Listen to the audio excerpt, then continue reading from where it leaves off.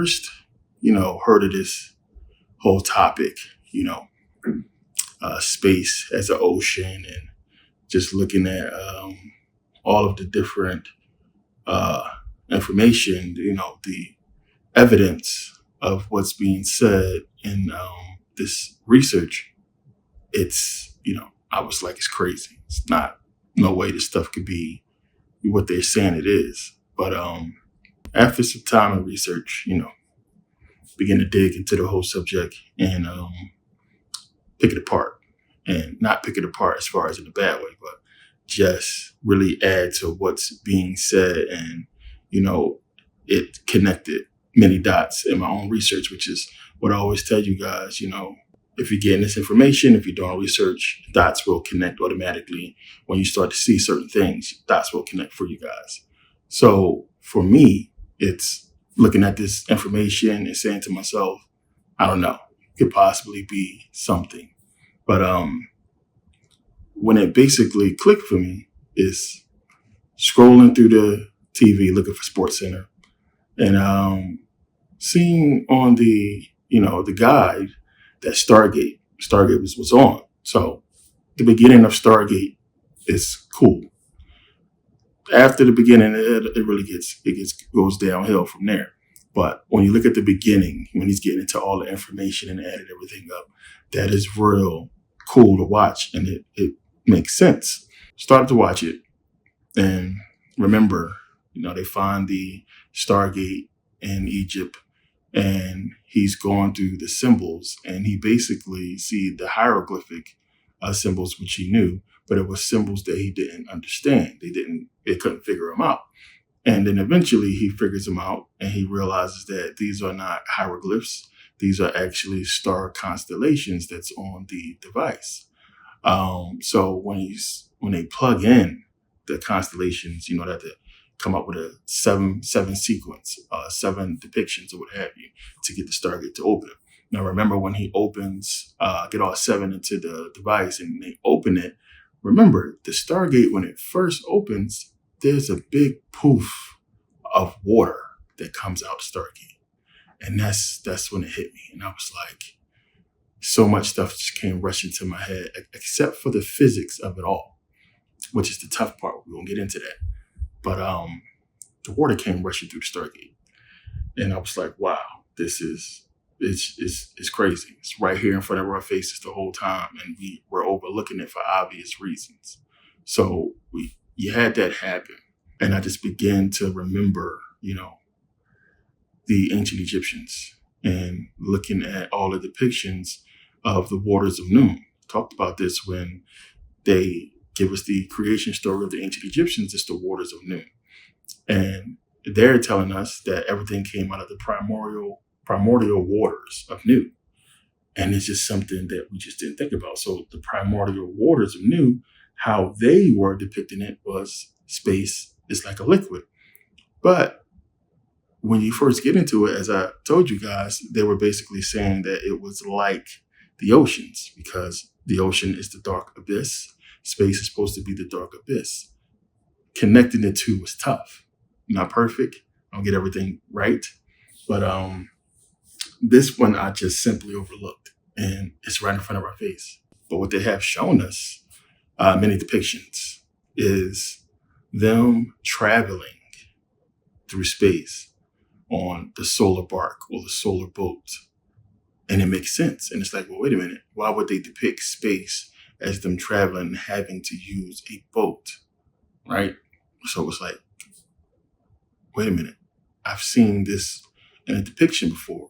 And when we look at the depiction of the creation story, when we look at Newton Jeb and we see the solar boat traveling through the sky, and it's traveling, which that's supposed to be the sky, the arch, the blue arch, you see the stars. So it's telling you as if, wait a minute, space is a liquid. And that's how you have to travel, astral travel through the solar boat. That's a key we're going to get into in a second. The solar boat, why they call it that, it's going to make a lot of sense. So looking at that, and then just seeing what's coming up. So we had Avatar, The Way of Water. Then you had the Black Panther movie with the water people, this whole underwater civilization or what have you. Now we have the Little Mermaid. And I'm looking at all this and it's like, what is going on with all these water themes, movies that's coming up? Like, what is that? We'll touch on that later. But start putting the pieces together and just going through the research and looking at everything and seeing how all this stuff fits. And it fits so deeply when you start getting into it. Now, they took a lot of reliefs out of Kemet. And there's a lot of reliefs that I've seen that if we had the entire one would give us a better understanding of what they was trying to tell us as far as this solar travel. And it would make a lot more sense. So now we had the firmament, that whole story in the Bible. Remember I showed you guys the Temple of Dendera in Egypt, where we have on the ceiling, you can look up and you see the waters of Nunes on the ceiling depicted, it's supposed to be the sky. And we see them traveling, as I said, on the boats in the sky. So clearly the only place they could have got this depiction from is, or this understanding from, is from Kemet, where it's showing you exactly, what that is. So when we read in Genesis, it says, in the beginning, God created the heaven and the earth was without form and void, and darkness was upon the face of the deep. Face of the deep. When we see face of the deep or the deep, that's always referring to oceans. And the Spirit of God moved upon the face of the waters. And it's just something I completely overlooked. Just your mind can't comprehend that it's talking about water and space. So it's as clear as day. The Spirit of God moved upon the face of the waters. What waters? Earth is not created yet. So what waters is it talking about? And God said, let there be light. And there was light. We're going to come back to this because that is important why light had to happen first. Matter of fact, we can explain it now. Let there be light. Now, remember, we have energy first, right? We have consciousness, then energy. Energy creates atoms. Atoms create the elements. Well, a certain amount of atoms create the elements, and different elements create, earth, matter, material. So before you can create the earth, before you have anything material, there needs to be light first. So when we see that, light meaning energy. So when we seen that, we thought, God saying, let there be light.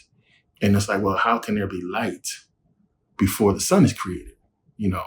Even though it says, coming up, the evening and the morning was called the first day or what have you, you got to dawn is to be the beginning. It's another term or another way of saying the beginning.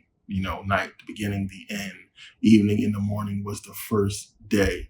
The sun wasn't created yet. It's a big reason for this. We'll get into it. But let there be light, meaning there had to be energy first in order to produce the materials that are coming next. And God saw the light, that it was good, and God divided the light from the darkness.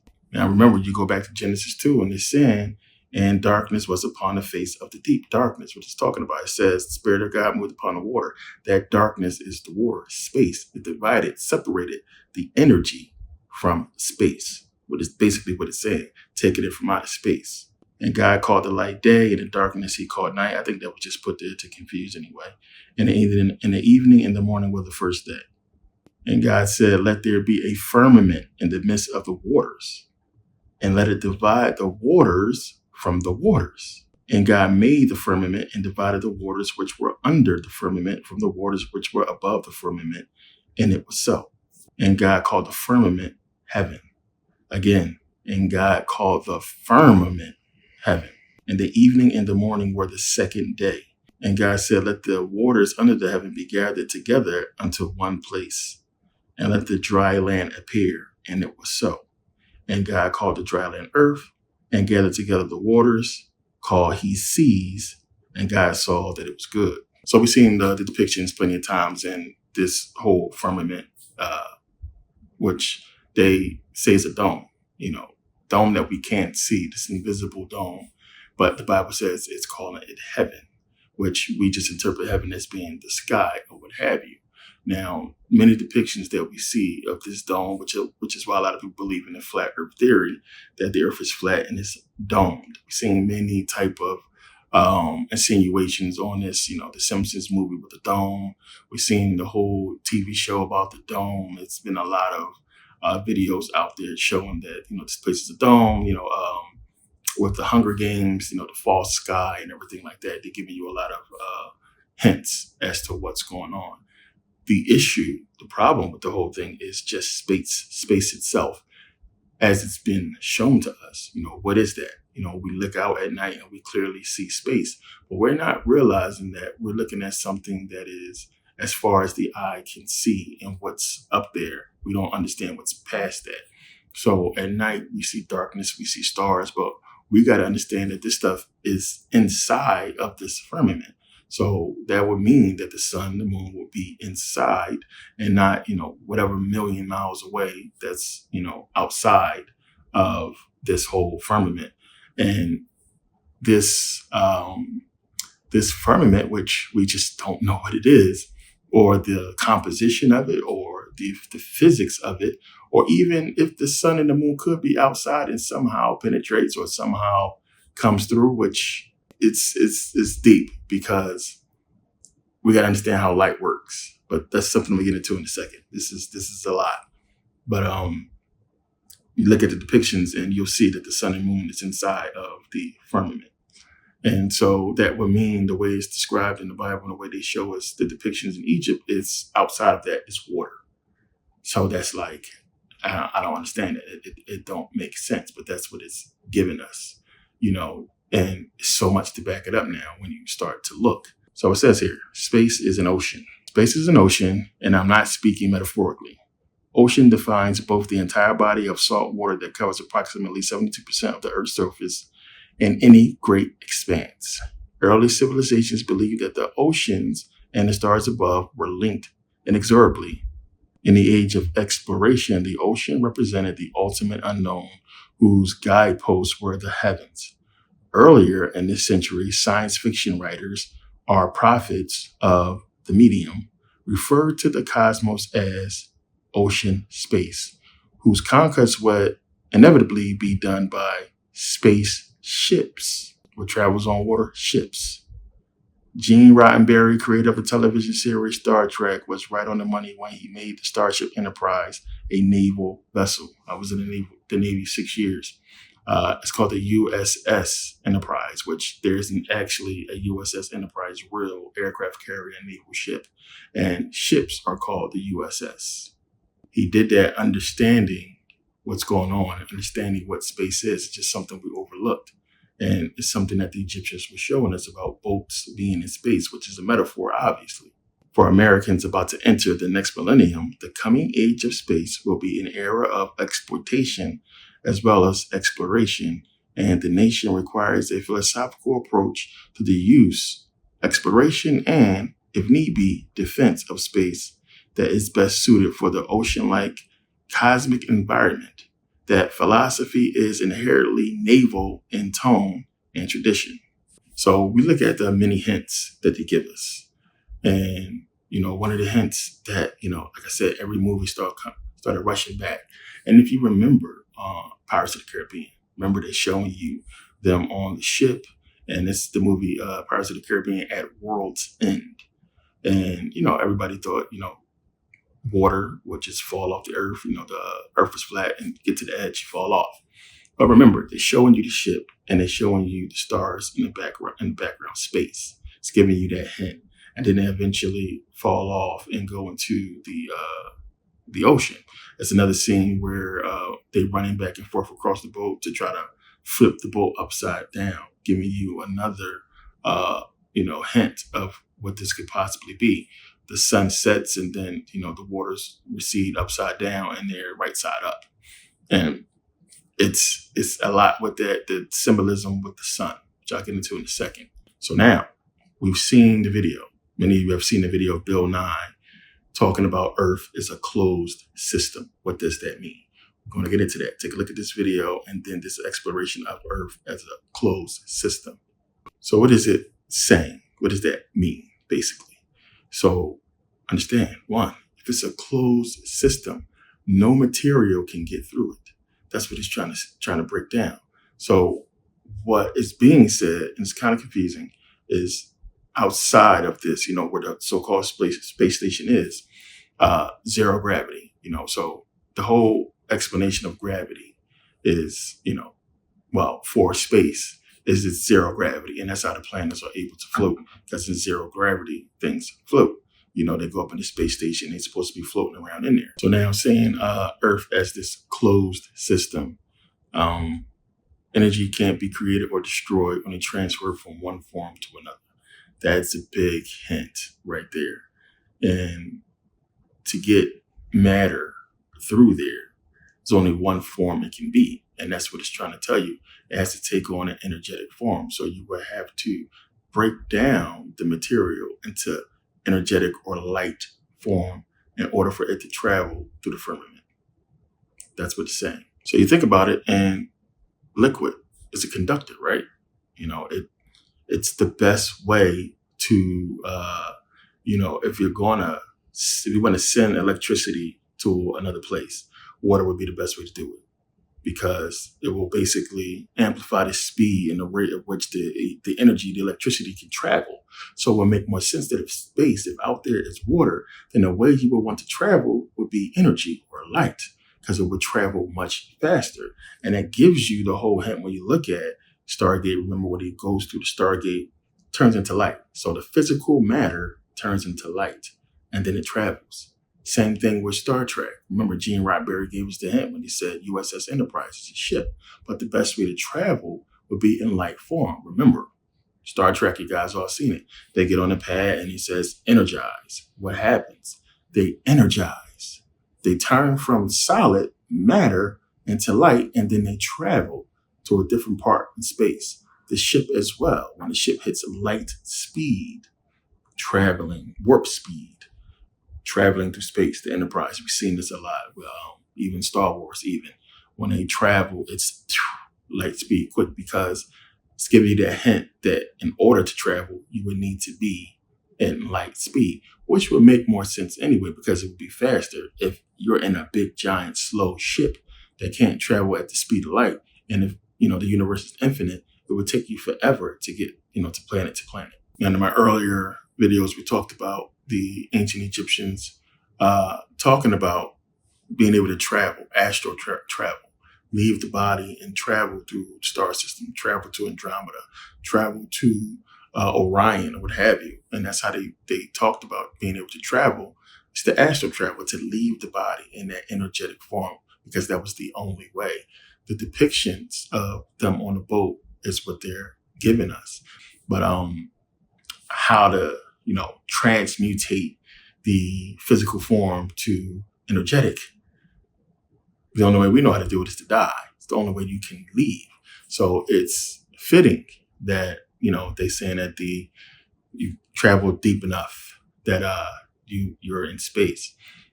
We can't breathe underwater. I mean, when you think about the perfection that is us and how we were made in such a perfect form with this brain and consciousness or what have you, for the earth to be, 70% water and us not be able to breathe under it, you got to think about that. Why not give us that ability? Then it's, you look at the body. Without water, we die.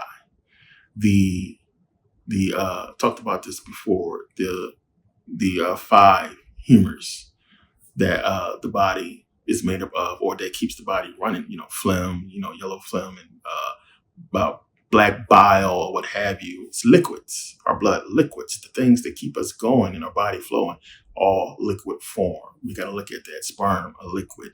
We got to look at, we come through your mother's water sac, while water breaks when she gives birth, and you're in a water sac if you come out that way.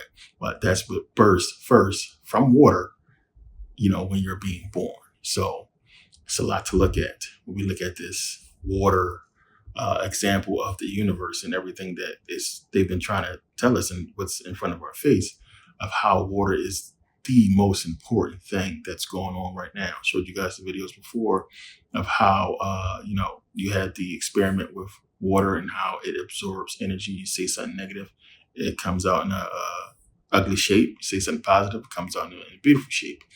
And how, water is just the key to everything. Water heals.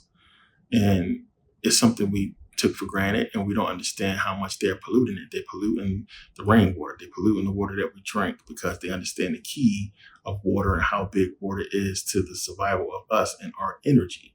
So if our bodies are indeed 45 to 75% water, then you will want to affect the water, plain and simple, to affect us.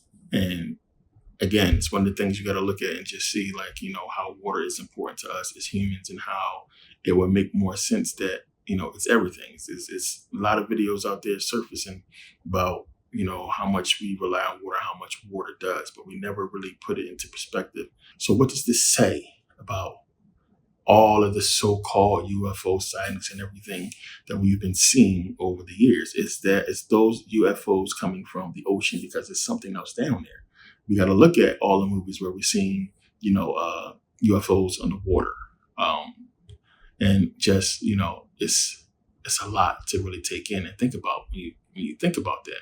Because again, in order for you to travel through that firmament, according to the information, you would have to be in light form. But we have also seen the so-called UFOs in light form, in those orbs of light.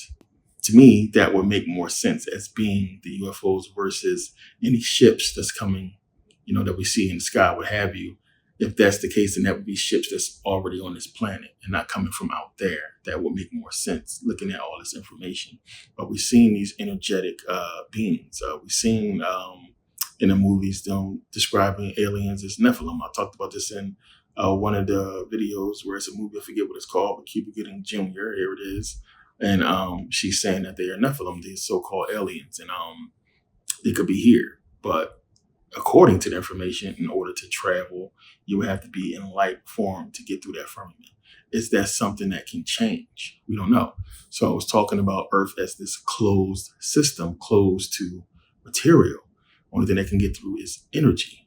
Makes so much sense. So when I was talking about the ancients doing all the sacrificing, and that's something, again, you would have to think about.